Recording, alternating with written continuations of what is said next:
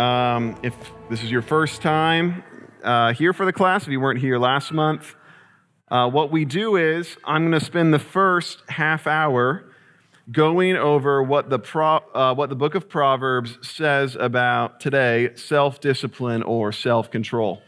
It'll be different than a normal sermon in that usually in a normal sermon, I'm going to take a few verses and explain what those few verses mean. This is different, that there's going to be a lot of verses and therefore less explanation. There should be, once again, some note cards being distributed. We had those printed out. Mike, thank you. But anyways, Mike's going to get a hold of those. We'll distribute those. And those are going to list all of the different proverbs that I read. So you don't need to wear out your hand writing down every single proverb. I mentioned maybe what you can do instead is if you hear a proverb that really connects to your situation, find very powerful, you could just circle it and you could then mention that later when we break up into men's and women's groups to discuss how to apply. So then our starting point, our topic this week is self-discipline. What does Proverbs say about self-discipline or self-control? And we should start by asking, well, what is self-discipline? Self-discipline or self-control is the ability to rule over yourself. Proverbs 25:28 says, "A man without self-control is like a city broken into and left without walls." In that case, not having self-control is not being able to defend yourself against the passions and temptations and ideas that surround you. It is to have no security. It is to not have control of yourself. Proverbs 16:32 says, "Whoever is slow to anger is better than the mighty, and he who rules his spirit than he who takes a city." And so you can see here that a conqueror of a city is compared to the person who can rule over himself. Later in Proverbs, it'll talk about the self-indulgent and lazy man who cannot get his hands to do what he wants them to do. We have many passions as humans. These passions are not wrong innately, but they must be restrained. They have to be controlled, directed into the right place. And if you're not able to discipline yourself, if you're not able to control yourself, then you will be ruled by your passions and you will be led to do all kinds of foolish and evil things. I don't know if I mentioned it last week, but the structure of our 4 lessons this fall, they follow a particular progression. We start with wisdom. And once you have wisdom, once you know what you ought to do, then, and only then, can you have self-control. But it's not a given that you'll have self-control. You have to take the wisdom in your head and apply it to your lives. There's plenty of people who know in general what they ought to do, but they can't get themselves to do what they ought to do. To have self-control and self-discipline is to be able to enact what you know the right thing to be is. And once you do that, once by wisdom you can rule yourself, then and only then would you be able to lead your spouse as a husband or be a wise blessing to your husband as a wife. But if you can't control yourself by wisdom, then you won't be able to fulfill your role to your spouse. And if you can do that, though, if by wisdom and a righteous life you can lead your spouse and be a blessing to your spouse, then and only then could you lead your children. If your children, though, know that the wife doesn't respect the husband, that the husband doesn't respect the wife, that the mother and father are not controlled and disciplined in their personal life, well, the children aren't really going to care what their parents have to say. And so the progression is you have to have wisdom, and by wisdom you rule yourself. By ruling yourself and by wisdom, you can lead your spouse or be a blessing to your spouse, and then by that you can lead your children. So then, what does the book of Proverbs say particularly about self-discipline? Well, again, what it says is that it restrains passions. And so the various points you can see if you have a note card now is the passions that Proverbs speaks of needing to be controlled by self-control or self-discipline. And the first one is that self-discipline restrains the passion for ease. And here I am distinguishing ease from laziness. What I mean by ease is something like simplicity or a carefree life. I am referring to an attitude, a carefree attitude, in which a person just allows themselves to be led this way and that by what seems pleasant in the moment. And there's an attraction to this idea. That seems nice, to have a carefree life, where life is easy and simple. I just get up and I do what I want, and this thing happens and I do what I want, and then this goes on, and I think, oh, I'm going to go do this now. And a life like that, it sounds very pleasant, and there's times for carefree attitude like that. But for the most part, the desire to have a carefree life like that, well, it's to be naive. The reality is that life is very hard. It's very challenging. People are sinful. People are deceptive. If you want to live your life well, you need to give up the idea that you're going to be able to live your whole life in ease and simplicity. Rather, you need to recognize that you are going to have to put effort into restraining yourself and choosing the right path. Proverbs 4:25-27 says this, "Let your eyes look directly forward and your gaze be straight before you. Ponder the path of your feet, then all your ways will be sure. Do not swerve to the right or to the left. Turn your foot away from evil." That is, you have to think about, how am I going to live my life? You can't just take it moment by moment. You have to look ahead and see, this is the way I'm going to go. And when the time comes, you're going to have to resist from turning to the left or turning to the right. You can't just go wherever you want. It's not just some big grassy meadow where you can walk this way or that. It's a narrow path. It's a straight path. Proverbs 14:15, "The simple believes everything, but the prudent gives thought to his steps." It's nice to think that everyone is telling us the truth, but it's not true. People are easily confused and deceived, and there are people who want you to be confused and deceived. And so you can't do something just because someone told you to. Life isn't so simple and easy as that. You need to think about what you are going to do.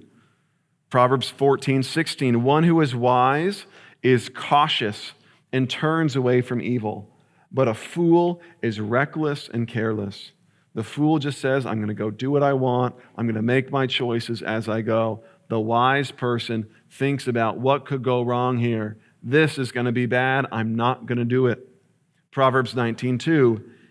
A few verses here. I'm going to use the Holman Christian Standard Bible because I just like the phrasing of it.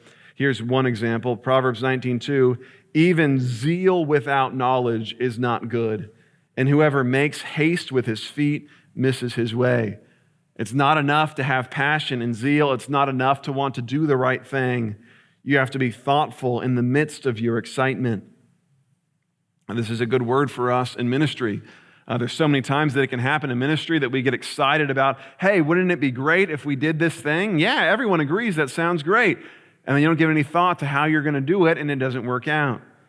Just because something is a wonderful idea and everyone's really passionate about it doesn't mean that you have an excuse to not be prudent and thoughtful. Proverbs 21:5, "The plans of the diligent lead surely to abundance, but everyone who is hasty comes only to poverty." If we pretend that decisions can easily be made, then we will be poor. Proverbs 21:29, "A wicked man puts on a bold face, but the upright gives thought to his ways." Here, the bold face, it's the macho man with bravado who knows that every decision that he makes is the right one. And he makes his decision, and even as everything goes wrong, he just sticks and he says, nope, I'm going to keep going forward. This is the right thing. And Proverbs says that's a wicked person.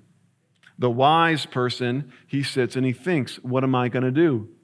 He doesn't assume that he is just generally so strong and so smart that whatever he does is going to be the right thing and he should just put on a courageous, bold face and go forward. Instead, you should think about what you're going to do. Proverbs 22:3 and 27:12, they say the same thing. "The prudent sees danger and hides himself, but the simple go on and suffer for it." That is, it's not cowardice to hide from danger. If you know something is going to be bad, if you know it's going to harm people, if you know it might lead to evil, then don't go that way. The wise person looks at the signs and turns away. It's not weakness. It is foolishness to see danger and just run headlong into it. Proverbs 24:27. Prepare your work outside, get everything ready for yourself in the field, and after that, build your house. Now, the point of that proverb there is that before you build your house, you should establish yourself as a farmer. You should know how much money you have, how many resources you have, whether this field is going to be a good place to make a house. And what this speaks to us is that before you decide what your lifestyle is going to be, you should figure out what your source of income is going to be. And again, this speaks to the complexity of life. Life is not so simple as, I want my life to be like this, so it's going to be like this. Instead, you need to be realistic about how am I going to make money? What is my life going to be? And then from there, you can decide what your lifestyle will be. So that's the first thing that self-discipline does, is it restrains the passion for ease. Secondly, self-discipline restrains the passion for romance. Proverbs 5:20-23, why should you be intoxicated, my son, with a forbidden woman and embrace the bosom of an adulteress? For a man's ways are before the eyes of the Lord, and he ponders all his paths. The iniquities of the wicked ensnare him, and he is held fast in the cords of his sin. He dies for lack of discipline, and because of his great folly, he is led astray. So many men and women, men in particular, they know that their sexual sin is destroying them and their families, but they can't stop it. They're carried away like they're in chains. They do not have the discipline to stop what is destroying them. Proverbs 7:6-27, I'll just read some of the verses. Solomon begins, at the window of my house I have looked out through my lattice, and I have seen among the simple, I have perceived among the youths, a young man lacking sense, passing along the street near her corner, taking the road to her house in the twilight, in the evening, at the time of night and darkness. And behold, the woman meets him, dressed as a prostitute, wily of heart. And we see first, the lack of self-discipline here for the young man is that he goes to the place of temptation to begin with. Whether he knew for sure that he was going to go and engage with the prostitute, the first foolish thing he did is he went and he put himself in a place of temptation. Again, he should have seen danger and turned away from it. He should have said, I don't want to put my self-control to the test. I'm not going to walk into the red light district. So the first thing that he does, lacking self-control, is he goes where he knows temptation will be. And then it says, with much seductive speech, she persuades him. With her smooth talk, she compels him. All at once he follows her as an ox goes to the slaughter, or as a stag is caught fast till an arrow pierces its liver, as a bird rushes into a snare. He does not know that it will cost him his life. So now there's a different lack of self-discipline. Now he is being seduced by the woman, and he can't stop it. He goes to his death. Third, self-discipline restrains the passion for rest. The Bible commends rest and sleep. God made the Sabbath. It says in the Psalms that the Lord gives to his beloved sleep. But this passion for rest cannot go unchecked. If you don't resist the passion for rest, most simply, you will be poor. Proverbs 6:6-11, go to the ant, O sluggard, consider her ways and be wise. Without having any chief, officer, or ruler, she prepares her bread in summer and gathers her food in harvest. How long will you lie there, O sluggard? When will you arise from your sleep, a little slumber, a little folding of the hands to rest, and poverty will come upon you like a robber, and want like an armed man. Proverbs 10:4, a slack hand causes poverty, but the hand of the diligent makes rich. Proverbs 20:4, the sluggard does not plow in the autumn, he will seek at harvest and have nothing. If you cannot control your desire for rest and lounging, if you can't get yourself to work, you'll be poor. Not only will you be poor, but being poor and also just being a bad worker, you will be a burden to your friends and family. Proverbs 10:5, he who gathers in summer is a prudent son, but he who sleeps in harvest is a son who brings shame. Proverbs 10:26, like vinegar to the teeth and smoke to the eyes, so is the sluggard to those who send him. If you are unable to control your desire for sleep and rest and you can't get yourself to work, Proverbs says you will end up doing menial work. Proverbs 12:24, the hand of the diligent will rule. That is, if you work hard, you'll have exciting and interesting and important responsibilities. On the other hand, the slothful will be put to forced labor. If you can't control yourself in terms of work, well, you will simply not have what you want in life. Proverbs 13:4, the soul of the sluggard craves and gets nothing, while the soul of the diligent is richly supplied. Proverbs 21:25-26, it says, the desire of the sluggard kills him, for his hands refuse to labor. There's that picture. He has it in his mind and heart. He wants food, he wants money, but he can't control himself. His hands won't do what he needs to do. And so all day long he craves and craves, but the righteous gives and does not hold back. On the other hand, if you are able to control yourself, if you have self-discipline, you will work and you will have money and you can be generous. Proverbs 24:30-34 says this, I passed by the field of a sluggard, by the vineyard of a man lacking sense. And behold, it was all overgrown with thorns. The ground was covered with nettles, and its stone wall was broken down. Then I saw and considered it. I looked and received instruction. A little sleep, a little slumber, a little folding of the hands to rest. And poverty will come upon you like a robber, and want like an armed man. We also see that if you don't have self-discipline when it comes to the desire for rest and sleep, well, simply your life will be hard. Proverbs 15:19 says, the way of a sluggard is like a hedge of thorns, but the path of the upright is a level highway. I lived like this at one point. At one point, I realized that my whole life, all I'd ever done was with minimal effort to get to par, to get to the minimum requirements with minimal effort. And I realized one day that this made my life very hard, that I didn't have a lot of things because I was constantly trying to do the exact minimum with the minimum amount of work. I said, isn't it just better to try and always do the best I can, and then that'll work out? And yes, it has. And that's what that proverb is saying. It's a great image here. It's like you're trying to go down a hill, and you see a paved path that cuts back and forth, zigs and zags.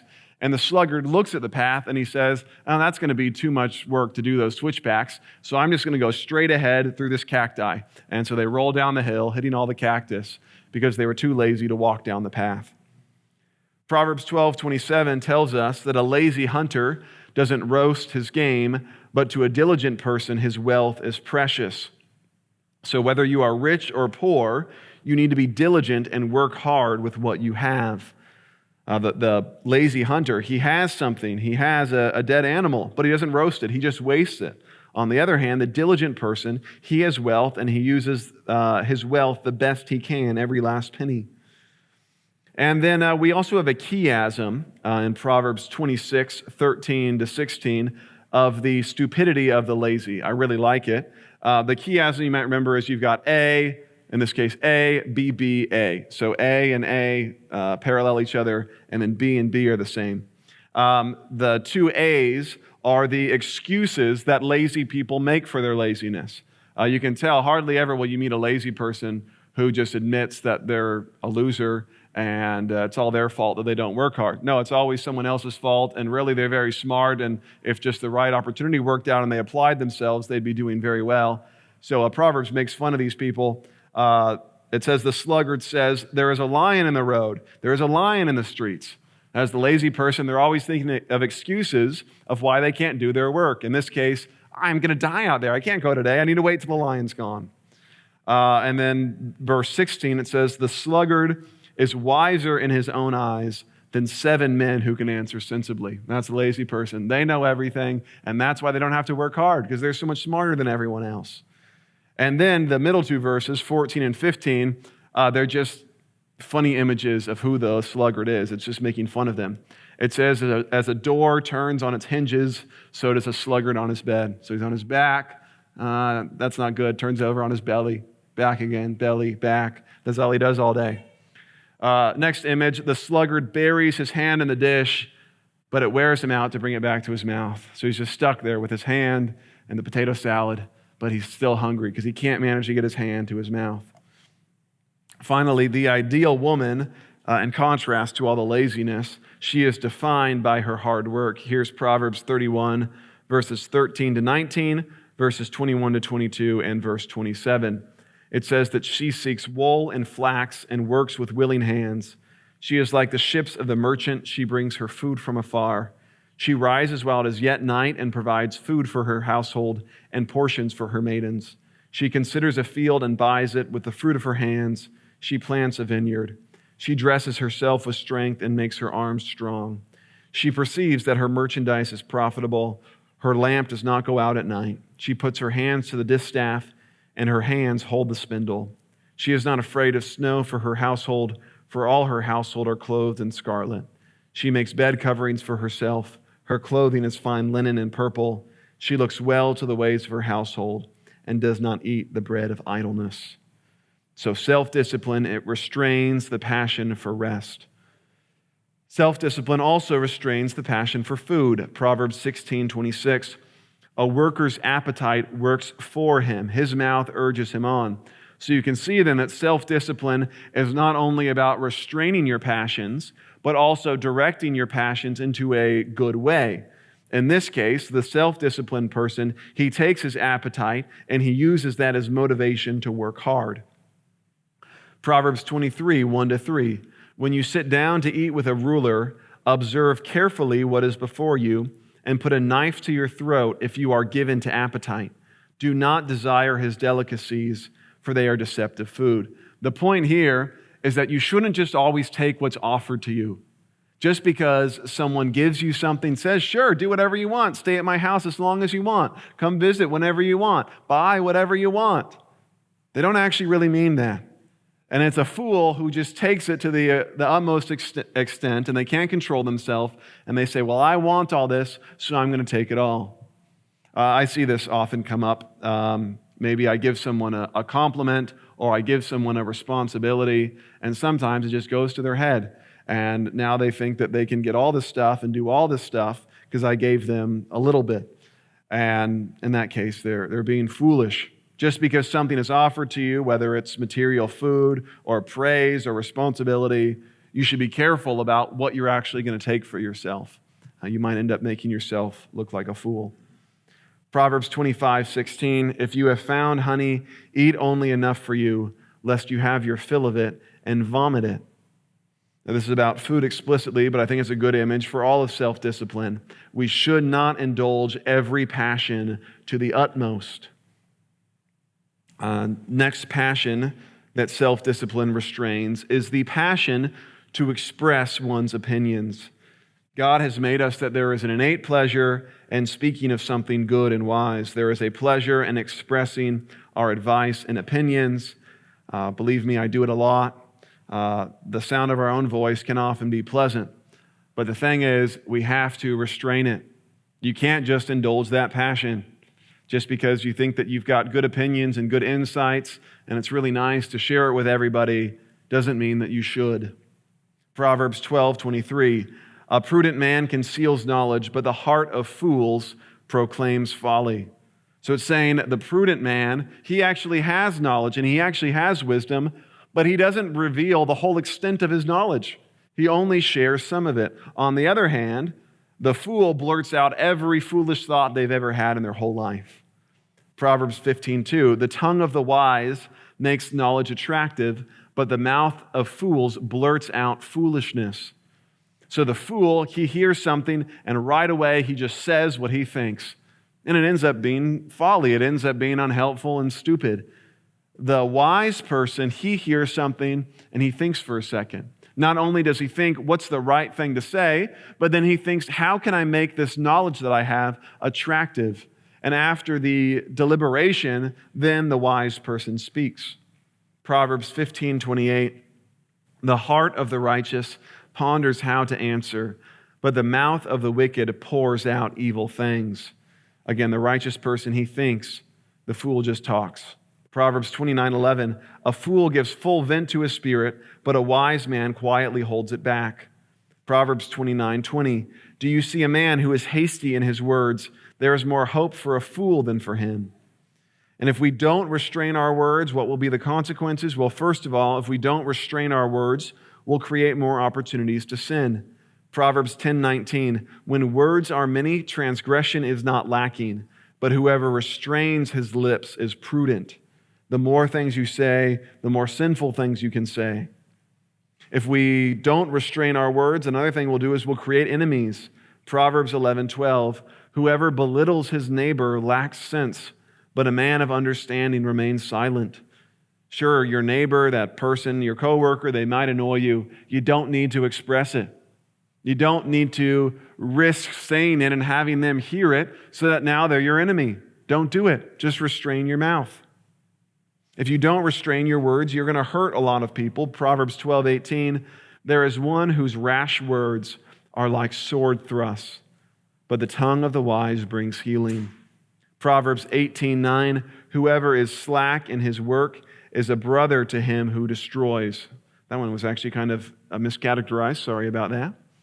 If you don't restrain your words, you will harm yourself. Proverbs 13:3, whoever guards his mouth preserves his life. He who opens wide his lips comes to ruin. Proverbs 18:7, a fool's mouth is his ruin, and his lips are a snare to his soul. This is the idea of giving someone enough rope to hang themselves. A lot of times you can just give someone an opportunity to speak, and in so doing, they'll show to everybody that they don't understand that they're the ones that are in the wrong. A wise person guards his mouth. He doesn't let his mouth run on and embarrass himself. Proverbs 21:23, whoever keeps his mouth and his tongue keeps himself out of trouble. And if we don't restrain our words, we'll be disgraced as well. Proverbs 17:28, even a fool who keeps silent is considered wise. When he closes his lips, he is deemed intelligent. Proverbs 18:13, if one gives an answer before he hears, it is his folly and shame. We need to listen before we speak, or we're going to end up embarrassing ourselves. Proverbs 20, verse 25, it is a snare to say rashly, it is holy, and to reflect only after making vows. Even when it comes to spiritual things, perhaps especially when it comes to spiritual things, we should be patient and thoughtful about what to say. We shouldn't be quick to say, well, thus says the Lord, I know we have to do this right now, and that person's wrong. And then later you think, maybe I shouldn't have been so harsh. Maybe it's not so clear as I thought it was. Self-discipline also restrains the passion for fantasy. Obviously, God has made us such that we can dream, that we can picture a life ahead that would be good to us, to reach for the stars. But we have to restrain that passion. If you don't restrain your passion for fantasy, for living your best life, well, you're going to go to ruin. You can think here of the people who dedicate themselves to being a professional athlete or movie star or social media influencer or politician or making it rich off sports gambling or poker, and they just waste their lives, constantly pining away for this fantasy to happen, and they say, I'm just one break away, and again, they're just wasting their life. Instead of doing that, of chasing fantasies endlessly, you should get a normal job and you should work really hard at that job. Proverbs 12:11, the one who works his land will have plenty of food, but whoever chases fantasies lacks sense. Proverbs 12:12, whoever is wicked covets the spoil of evildoers, but the root of the righteous bears fruit. I think here of the people who look up to so much movie stars and pop singers and billionaires, and they think, I just want to be like them, and they try and work so hard to become like one of them. And what are they doing? They're coveting the spoil of evildoers, and they're chasing fantasies, and it doesn't do anything. Instead, the righteous person sits down, works hard with his hands, and by doing that, he does something that's truly productive for people. Proverbs 28:19, whoever works his land will have plenty of bread, but he who follows worthless pursuits will have plenty of poverty. You can dream and think it would be awesome if I was a rock star. It would be awesome to be the quarterback of the San Diego Chargers, but don't chase those things. Focus on real ways to make real money, often in humility. Finally, self-discipline restrains the passion for justice. As humans, we have a fierce desire for justice, especially when we are the ones who were treated unfairly. But whether against others or against ourselves, we must restrain the passion for justice with prudence and patience. Proverbs 12:16, the vexation of a fool is known at once, but the prudent ignores an insult. A prudent person can be offended, can have injustice done against them, and they ignore it. But the fool, every time they're provoked, they have to complain about it. They have to say something. They're constantly going up to you and telling you what you did wrong. The prudent person can let most of the things roll off their back. Proverbs 14:29, whoever is slow to anger has great understanding, but he who has a hasty temper exalts folly. If you want to do the right and wise thing, you're going to need to be patient and slow. Proverbs 15:18, a hot-tempered man stirs up strife, but he who is slow to anger quiets contention. If you are too hasty in going and seeking justice, what you're going to do is you're just going to cause more fighting and more injustice. If you want to punish an exact sin, then what you're going to have to do is be patient so that it will be focused. Proverbs 17:27, the one who has knowledge restrains his words, and one who keeps a cool head is a person of understanding. We shouldn't get so worked up when something wrong is done against us or other people. It is a mark of understanding to remain calm. Proverbs 19:11, good sense makes one slow to anger, and it is his glory to overlook an offense. As you grow in wisdom, you'll realize that justice is a complicated thing to mete out.